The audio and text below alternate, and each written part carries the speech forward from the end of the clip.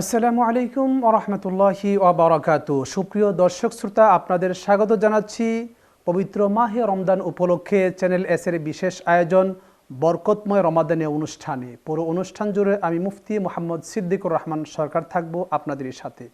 দর্শক, এই অনুষ্ঠানে আমরা মাহে রমজান কেন্দ্রিক বিভিন্ন গুরুত্বপূর্ণ বিষয় নিয়ে আলোচনা করে থাকি।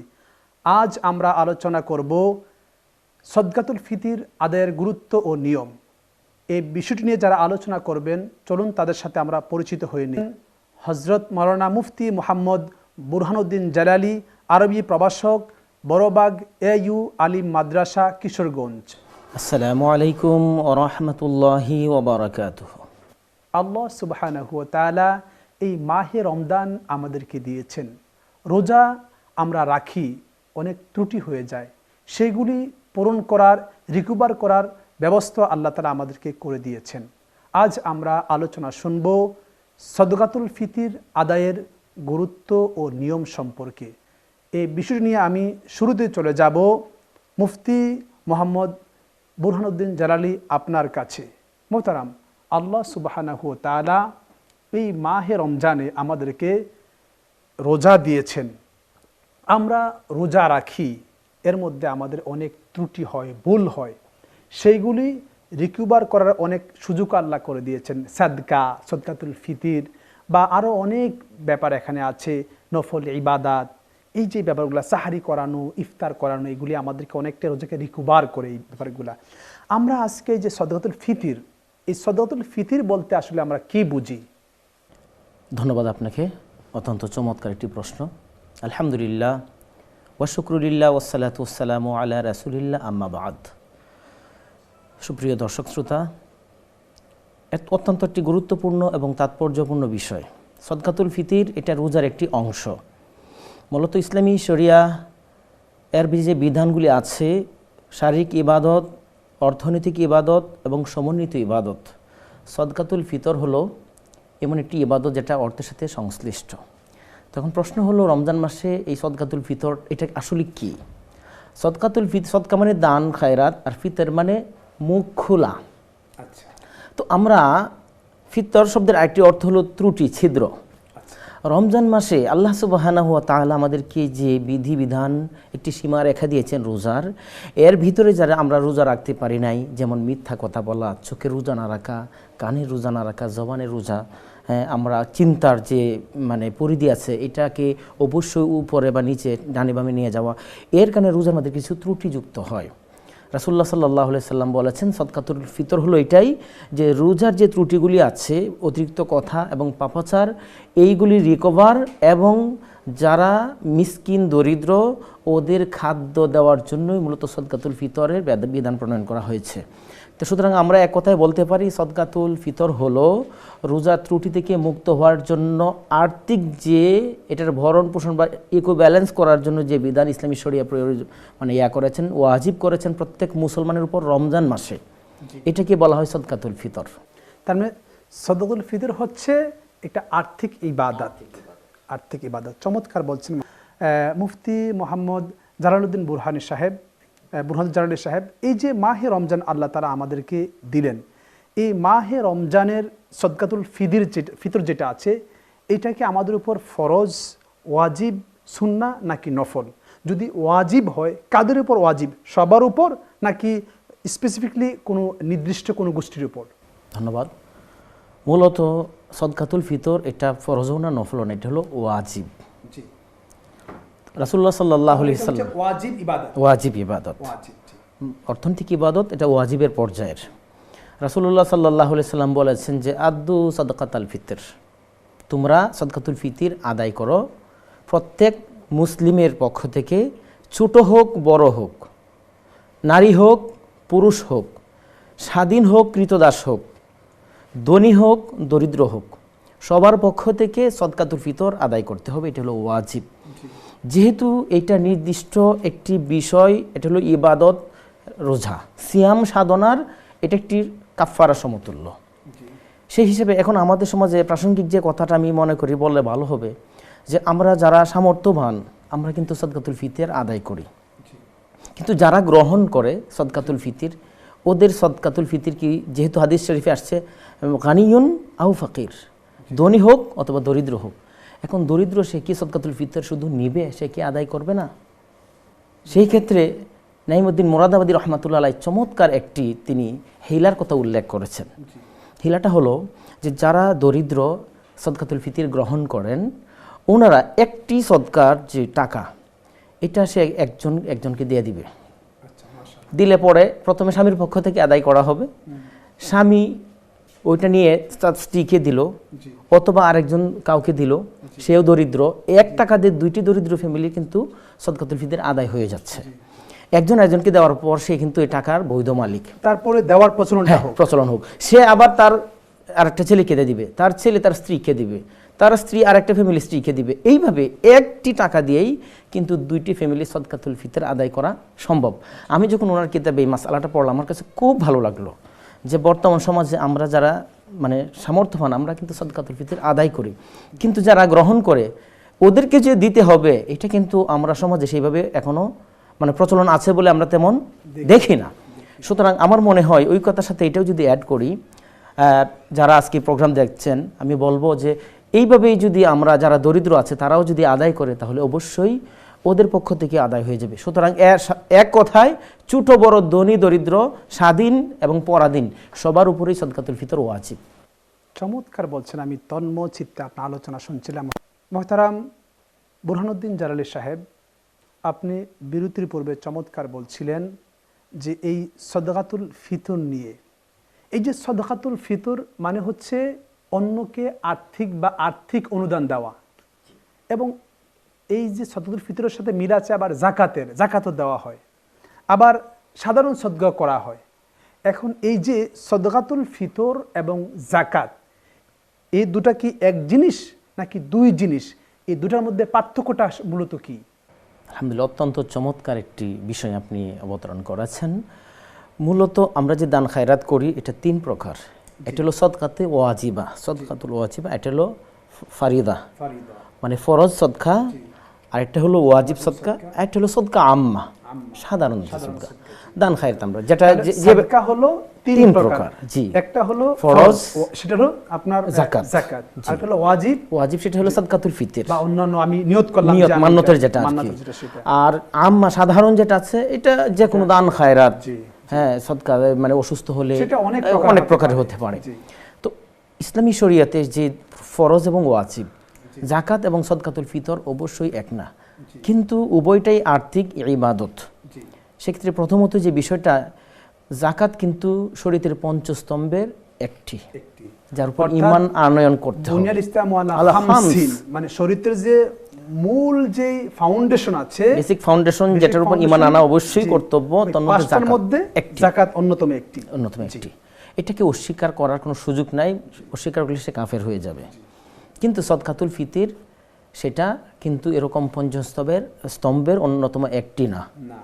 তো আমরা সেই দিক দিয়ে বলতে পারি যে জাকাত হলো যে আর্থিক ইবাদতের মানে টপ লেভেলের সর্বোচ্চ স্তরের হলো জাকাত, তারপরে মিডল ক্লাসের হলো যেটা, সেটা হলো সদকাতুল ফিতর। তবে উভয়ের মাঝে বৈসাদৃশ্য হলো এটা ফরজ, এটা হলো ওয়াজিব। একটা রমজান মাস, একটা সারা বছর। জাকাত হচ্ছে সারা বছর দিতে পারবে। আর ওইটার সাথে সম্পর্ক হলো রমজান মাস, আর দায়েরও সময়সীমা কিন্তু আছে। কিন্তু ওই দিক দিয়ে জাকাতটা আম, এটা শাওয়াল, জিলকদ, জিলহজ যে কোনো মাসে, 12 মাসই যখন এটার সময় পূর্ণ হবে তখনই দিতে হবে। অপরপক্ষে সদকা আম্মা, সাধারণ সদকা, এটার কোনো সময় নাই, দিন রাত সকাল বিকাল যে কোনো মাস, মুসাফির হোক মুকিম হোক, সর্ব অবস্থায় দেয়া যাবে। অপরপক্ষে সংজ্ঞাগত যে বিষয়, সেটা হলো পার্থক্যটা যেটা আমরা লক্ষ্য করি যে জাকাতের নির্ধারিত একটি সংজ্ঞা শরীয়ত কর্তৃক নির্ধারিত আছে। সেটা কি মুহতারাম? সেটা হলো আপনার নিসাব পরিমাণ মাল এটা অবশ্যই থাকতে হবে। নিসাব পরিমাণ মাল বলতে আমরা কি বুঝি? সেটা 7.5 তোলা স্বর্ণ অথবা 52.5 তোলা রূপার সমমূল্য। বর্তমান বাজার মূল্য আপনার যদি 7.5 তোলা মানে 7.5 ভরি স্বর্ণ, তাহলে তো 3 লক্ষ টাকার উপরে চলে যায়, প্রায় 3.5 লাখ। আর যদি আমরা রৌপ্য ধরি তাহলে আপনার 52.5 তোলায় 60-70 হাজার 60-70 হাজার বা তাহলে 75,000। যদি আমাদের স্বর্ণ থাকে প্রিয় দর্শক তাহলে তো ভালো কথা, স্বর্ণ না থাকলে যদি আমাদের রৌপ্য থাকে তাহলে আমরা, বা যদি দুটা কোনোটাই না থাকে তাহলে আমরা রৌপ্যটাকেই প্রাধান্য দিব। মানে আরেকটি কথা আছে যে আমরা অনেকেই যে এত পরিমাণ স্বর্ণ নাই সেই জন্য আমরা কি সাদকাতুল ফিতর যাকাত দেই না। সেই ক্ষেত্রে কথা হলো খুয মিন আমওয়ালিহিম সাদাকাতান তুতাহিরুহুম ওয়া তুযাক্কিহিম। এখানে মূলত যে আখাজ এবং ইতা, এটার মূল হিকমত হলো তাতহির এবং তাজকিয়া নফস। এই দুইটার একটা গ্যাপ থাকলে কিন্তু এই ইবাদত কবুল হয় না। সেই জন্য যাকাত সদকাতুল ফিতর এটার যে তাশরিয়ের যে মূল হিকমত হলো যে তাকাফুলুল আল ইসলামী ফিল ইজতিমা, সামাজিক যে অর্থনৈতিক ব্যালেন্স ভারসাম্য সেটা কিন্তু অবশ্যই আনয়ন করা মূল উদ্দেশ্য।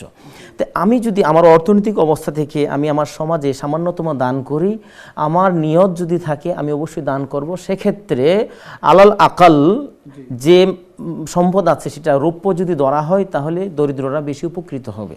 জি, চমৎকার বলছেন মুহতারাম। আমি তন্ময় চিত্তে আপনার আলোচনা শুনছিলাম যে এই যাকাত এবং সাদকাতুল ফিতর দুই ধরনের ইবাদত। একটা হলো ইসলামের মৌলিক ইবাদত, আরেকটা হচ্ছে রমজান মাসিক কেন্দ্রিক রোজাকে কেন্দ্র করে ইবাদত। এই যে সাদকাতুল ফিতর আমরা আদায় করব, এই সাদকাতুল ফিতর আমরা কখন আদায় করব, এই সময়সীমাটা কি এবং কি দ্বারা আমরা আদায় করব? আলহামদুলিল্লাহ, এটা অনেকটা উনি বলেছেন। তারপরেও আমি যেটা বলতে চাই যে কোনো জিনিস একটি সময়সীমা কিন্তু অবশ্যই থাকে। আল্লাহ রাসূল পাক সাল্লাল্লাহু আলাইহি ওয়াসাল্লাম সেক্ষেত্রে সরাসরি এটা একটি সময়সীমা নির্ধারণ করে দিয়েছেন। মান আদ্দাহা ক্বাবলা সলাত ফাহিয়া যাকাতান মাকবুলা। যে ব্যক্তি এই সদকাতুল ফিতর এটা ঈদের নামাজের পূর্বে আদায় করবে সেটা হলো মাকবুল। অর্থাৎ এই হাদিস দ্বারা আমরা বুঝতে পাই অবশ্যই ঈদের নামাজের পূর্বেই সদকাতুল ফিতর আদায় করতে হবে। যদি আদায় করা না হয় তাহলে এখানে আদায় করা না হয় আমরা এটা পরে যাব, কিন্তু আপনার কাছে আমার প্রশ্ন হলো যে আমরা ঈদগাহে যাওয়ার পূর্বেই সাদকাতুল ফিতর আদায় করব, এক নাম্বার পয়েন্ট হলো আমাদের। দ্বিতীয়ত হলো আমরা যেমন মাহে রমজানের শুরু থেকেই আমি যদি পয়লা রমজান বা দ্বিতীয় রমজান বা তৃতীয় রমজান বা দশম রমজান বা ত্রয়োদশ অথবা 20তম রমজানে যাই আমি এটা আদায় করি, তাহলে কোন সময় আদায় করলে এটা আমাদের দেশের মানুষের জন্য উপকৃত তারা হবে, পাশাপাশি কোন সময় আদায় করতে পারি আমরা? আচ্ছা, ধন্যবাদ। চমৎকার একটি বিষয়, সামাজিক সংশ্লিষ্টতা আছে এটার, সেজন্য আপনাকে ধন্যবাদ। মূলত এই সদকাতুল ফিতর যেটা তাশরিয়ের যে বিধান তার মধ্যে অন্যতম একটি কারণ হলো তোয়ামাতুল লিল মাসাকিন, যে মিসকিনকে খাবারের অংশগ্রহণ করা। তাহলে ঈদের অন্যতম একটি বিষয় হলো যে খুশি আনন্দ। তো ওই যে দীর্ঘ এক মাস অবশ্যই খাবার ছাড়া আনন্দ হয় না। প্রাসঙ্গিক ক্রমে আমাদের সমাজে আমরা দেখি অনেকেই যে মাহফিল হয় সেখানে বলে আমরা খাবার দাবার রাখি না কেন, ওনার এই মাসালা বুঝেন না যে ইবাদত থাকবে কিন্তু এখানে খাবার থাকবে না, এটা ইসলামের বিধান না। যেমন ইবাদতের মাঝে সবচেয়ে কঠিন ইবাদত হলো রমজানুল মুবারক। দীর্ঘ 16-17 ঘন্টা 15 ঘন্টা রোজা রাখার পর ইসলামী শরিয়া ইফতারের ব্যবস্থা করলেন, সেহরির ব্যবস্থা করেছেন। আরো কি করেছেন, এই রোজার মধ্যে প্রতিদিন তো দুইটি ঈদ, লিসাইমি ফারহাতান। একটা হলো ইজা আফতারা, যখন সে ইফতার করে। ওই হাদিস যখন আমি দিন ক্লাসে পড়ালাম তখন আমি বললাম যে এই হাদিস পড়ে আমার মাথায় একটা এই মুহূর্তে মাসালা হলো, সেটা হলো যে যত ইবাদত যত কঠিন এরপরে তত গর্জিয়াস খাবার লাগবে। সুবহানাল্লাহ, সুবহানাল্লাহ, চমৎকার বলেছেন আপনি। কেন? এই জন্য আমরা যারা আহলে সুন্নাত ওয়াল জামাতে আছি আমাদের প্রতিটি ধর্মীয় কাজের শেষে কিন্তু আমরা তাবারুকের ব্যবস্থা করে থাকি। মূলত এই হাদিস থেকে এটা কি জি, এবং ওই যে তুকরুস সালাম ও তুতিমুত তুআম যেটা আছে জি জি মানে আইকুল ইসলামে খায়র জি জি ক্বালা তুতিমুত তুআম, জি এটা ইসলামের অন্যতম একটা আমল। মানে আমরা এটা বাদ দিতে পারি না, অন্যকে খাদ্য দান করা। জি কিন্তু এটা ডাইরেক্ট সংস্পর্শ। জি জি জি, ইবাদতের পরে খানার ব্যবস্থা আছে। তাহলে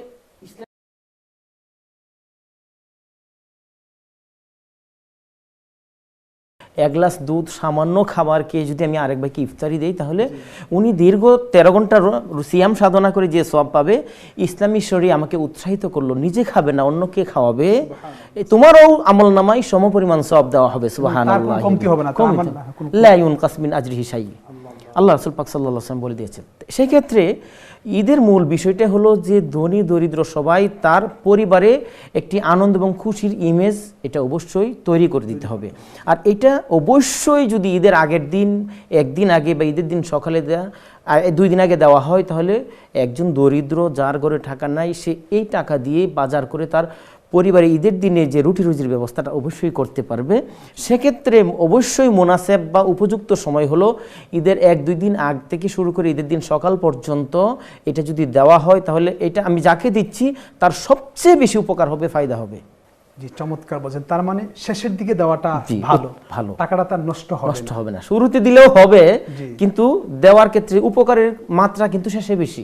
জি, মুফতি বুরহানুদ্দিন জালালী সাহেব, আপনি যদি ছোট্ট করে বলেন যে এই যারা আদায় করতে পারেন না ঈদের পরে তাদের কি করণীয়, পাশাপাশি এটার মূল উদ্দেশ্যটা কি, একদম সংক্ষেপে যদি আমাদের দর্শকদেরকে আপনি কিছু বলেন। ধন্যবাদ।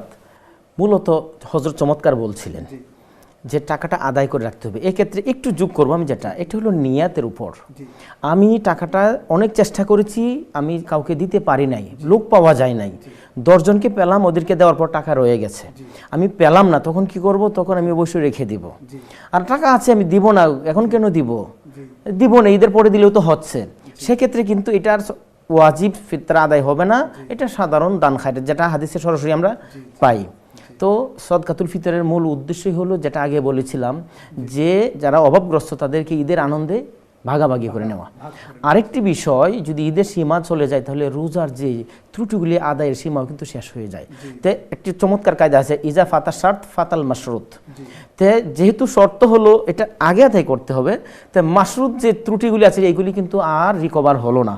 সেক্ষেত্রে অবশ্যই আমরা চেষ্টা করব যে ঈদের নামাজের আগেই যেন আমরা আদায় করতে পারি। আর আমাদের দেশ যেহেতু আমরা দরিদ্রের সংখ্যা তেমন অভাব নাই, অনেক বেশি আছে, আমরা চাইলে ঈদের আগে দিতে পারি। আল্লাহ তাআলা আমাদেরকে তৌফিক দান করুক। চমৎকার বলছেন। আপনাদের অনেক অনেক ধন্যবাদ জানাচ্ছি আমাদেরকে সময় দেওয়ার জন্য। আপনাকে অসংখ্য ধন্যবাদ।